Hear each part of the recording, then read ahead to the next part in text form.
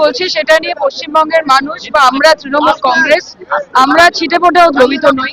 আইন শৃঙ্খলার পাঠ আমাদের অন্তত বিজেপির কাছ থেকে নিতে হবে না, কারণ যাদের উত্তরপ্রদেশ, যাদের মধ্যপ্রদেশ, যেখানে অ্যাভারেজে গড়ে প্রত্যেকদিন 9 থেকে 13 জন মহিলা নিখোঁজ হয় যাদের শাসনকালে, তারা মমতা বন্দ্যোপাধ্যায়কে পাঠ দেওয়ার চেষ্টা না করলেই ভালো। দ্বিতীয় কথা আপনাদেরকে বলি যে তৃণমূল কংগ্রেসের স্টান্স অত্যন্ত ক্লিয়ার। তৃণমূল কংগ্রেসের স্টান্স অত্যন্ত ক্লিয়ার। আমাদের জিরো টলারেন্স পলিসি। যারা যে কোনো রকমের এরকম জঘন্য ঘটনার সঙ্গে জড়িত তাদের কঠোরতম শাস্তি আপনারাও চান, আমরাও চাই। ভরসা রাখতে হবে, আস্থা রাখতে হবে মুখ্যমন্ত্রীর ওপর, পুলিশ প্রশাসনের ওপর।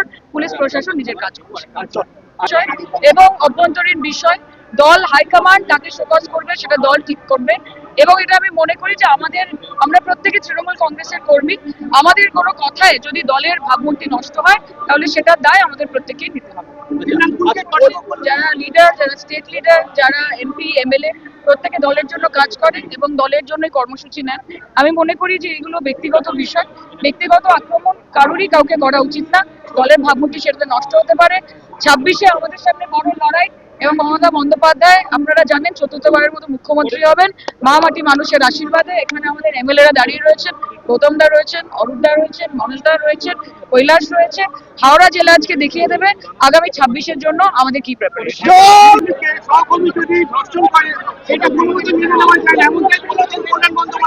ধর্ষণ কোনো ক্ষেত্রেই মেনে নেওয়া যায় না, সেখানে রাজনৈতিক অরাজনৈতিক বলে কোনো বিষয় নেই। ধর্ষণ জিনিসটার আমরা বিরোধিতা করি। আমরা চাই স্পিডি ট্রায়াল হোক, আমরা চাই ফাঁসি হোক। সেই জন্য পশ্চিমবঙ্গের সরকার অপরাজিতা বিল নিয়ে গেছে, যেটা রাষ্ট্রপতির কাছে আটকে রয়েছে।